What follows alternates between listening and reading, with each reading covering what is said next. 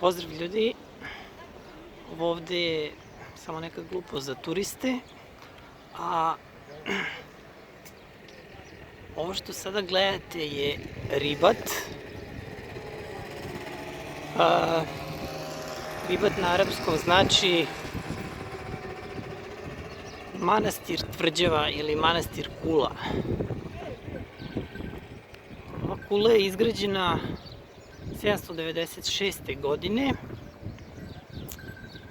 i najstarija kula u ovom delu među zemljama Magreba.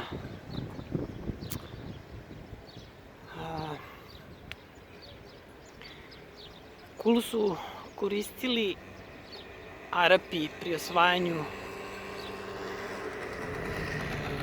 ovog dela Afrike. Kao što vidite,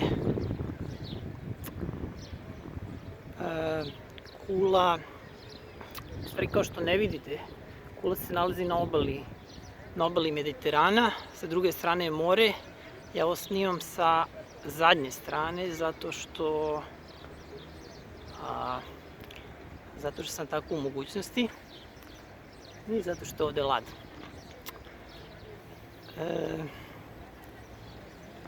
Kao što vidite ovde gore, kula ima nekoliko tornjeva. Ovaj toranj što ste sada videli je najveći.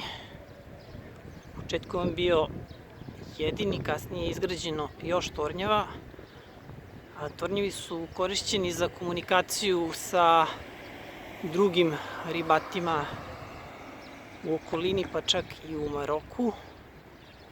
Naime, u to vreme je ovde bilo puno Srba, pa s obzirom na to da je Viber bila zvanična aplikacija, a u svim ostalim zemljama Afrike se koristi WhatsApp, jedini način da komuniciraju je bilo putem ove kule.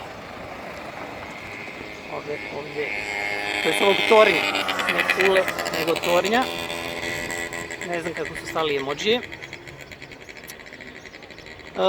U samoj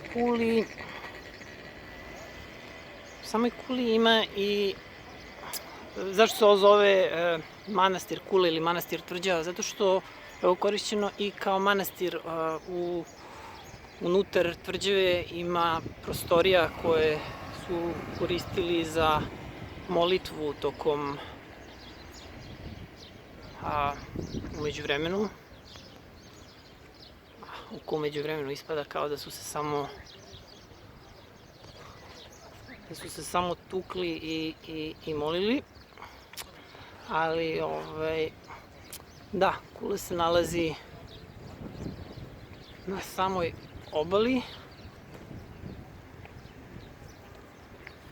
i to je najveća turistička destinacija Monastira, što sam trebao da kažem na samom početku, jer ovaj grad se zove Monastir, jer po kuli koja je inače i manastir. Toliko, valjda je dovoljno i previše. Ajde, ćao.